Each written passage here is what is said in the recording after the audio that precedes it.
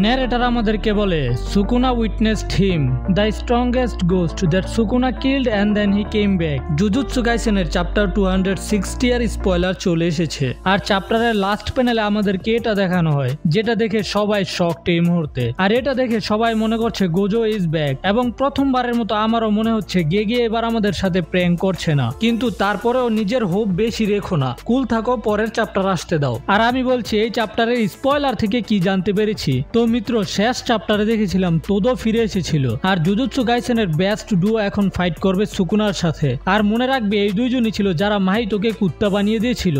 আর এখন সুকুনারও এমনই অবস্থা হবে।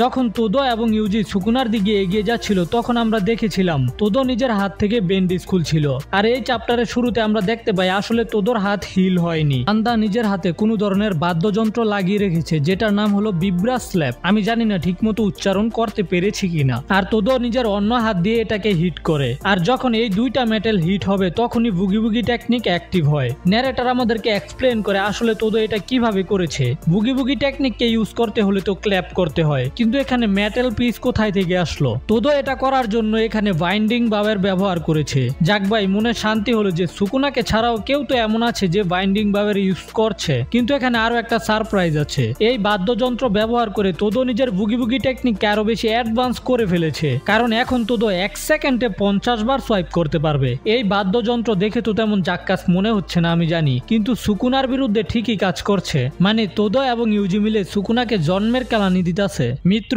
সুকুনা বুঝতেই পারছিল না তার সাথে কি হচ্ছে এখন। তারপর ন্যারেটর আমাদেরকে তোদোর বাইন্ডিং বাউ সম্পর্কে বলে, যেমন তোদোর বুগি বুগি টেকনিক ব্যবহার করার জন্য প্রথমে ক্ল্যাপ করতে হতো, এখন তার বদলে এই বাদ্যযন্ত্রের দুইটা পিসকে টাচ করতে হবে। আর এই বাদ্যযন্ত্রকে একবার বাজালেই অনেকবার ভাইব্রেট হয়ে আরো টাচ হয়। আর এই কারণেই তোদো এখন 1 সেকেন্ডে 50 বার সোয়াইপ করতে পারছে। আর ফাইনালি তোদোর কার্স টেকনিকও আগে থেকে অনেক বেশি শক্তিশালী হয়ে গেছে, মানে অ্যাডভান্স হয়ে গেছে আর কি। কারণ তোদো মাল্টিপল টার্গেটকে একসাথে সোয়াইপ করতে পারে, মানে আগে দুজনকে একসাথে সোয়াইপ করতে পারতো, কিন্তু এখন তার থেকে আরো বেশি লোকেদের সোয়াইপ করতে পারবে। আর এর মাধ্যমেই তো তোদো সুকুনা ডোমেন থেকে বাকি সর্সারারদেরকে বাঁচিয়েছিল। কিন্তু এত ইমপ্রুভ হওয়ার পরেও কেন ইউজি এবং চোজোকে বাঁচাতে পারলো না? তো মিত্র, তোমার মনে রাখতে হবে এটা হলো জুজুৎসু কাইসেন, আর এখানে তো লোকেরা মরবেই। ওয়েল, এখন সুকুনা ইউজি এবং তোদোর কাছ থেকে চরম কেলানি খেয়ে বলে, এই সকল সর্সারারদের মধ্যে আমি ওকে আশা করিনি এই সময়ে। মানে এই সময়ে সুকুনার অবস্থা এমনিতেই খারাপ ছিল, আর তোদো ফিরে এসে এখন সুকুনার অবস্থা আরো বেশি খারাপ করে দিতেছে।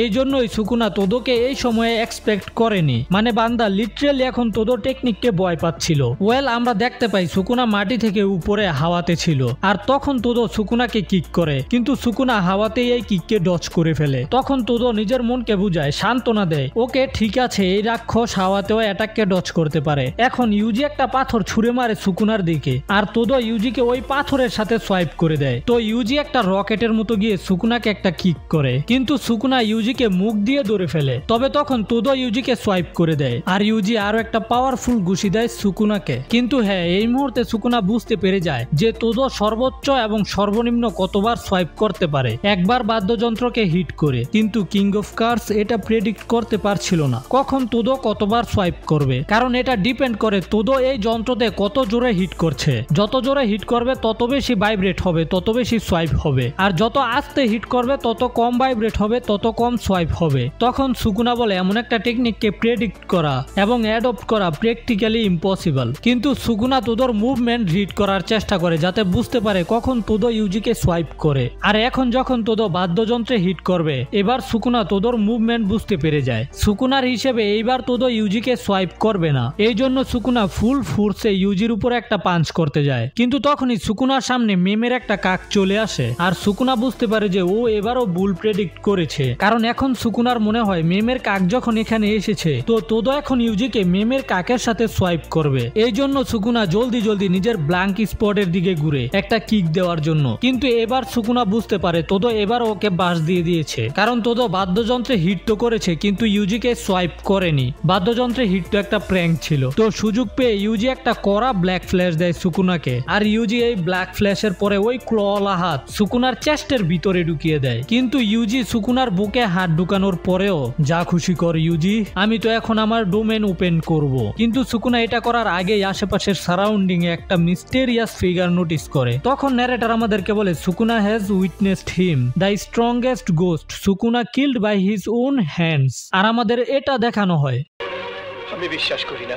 না এটা গোজো না হলে কে হবে আমাকে এটা বলো। আর এখন চ্যাপ্টার শেষ হওয়ার পরে এডিটারের একটা কমেন্ট, দোজ আইজ আর আনমিস্টেকেবল। এর মানে হলো যে চোখ তুমি দেখতে পাচ্ছ এটা ওরই চোখ, এতে কোনো সন্দেহ নেই। তো 7 দিন আরো অপেক্ষা করো, আমরা জানতে পারবো কি আসলেই গোজো ফিরে এসেছে কিনা। তো মিত্র, এইগুলোই ছিল চ্যাপ্টার 260 এর স্পয়লার ভিডিও। আশা করি তোমার ভিডিও ভালো লেগেছে। আর যদি ভিডিও ভালো লাগে তাহলে একটা লাইক করো, আর চ্যানেলে নতুন হলে সাবস্ক্রাইব করো, পারলে কমেন্ট করে দিও, কারণ ভিডিওর রিচ বেড়ে যায়, বুঝতেই তো পারছো, ছোট চ্যানেল। তো মিত্র, টাটা, বাই বাই।